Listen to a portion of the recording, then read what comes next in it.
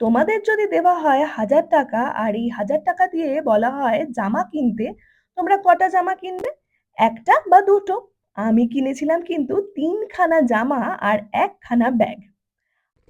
আজ তাই আমি তোমাদের সাথে শেয়ার করব সরোজিনী মার্কেট থেকে আমি কি কি কিনেছিলাম। প্রথমেই আমি কিনেছিলাম এই সুন্দর দেখতে ব্যাগটা।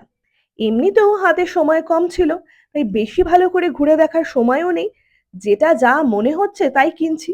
তবে এই ব্যাগটা কিন্তু আমার বেশ মনে লেগেছিল, আর কালারটা একদম সাদা হবার জন্য আরো বেশি ভালো লাগছিল।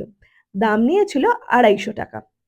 সেকেন্ড, এই ক্রশেটের এই টপটা দেখে আমি জাস্ট পাগল হয়ে গেছিলাম। এটা কিন্তু জ্যাকেট স্টাইলেও পরা যাবে, মানে বাটন ওপেন করে, আবার টপ হিসেবেও পরা যাবে। নিয়েছিল 300 টাকা।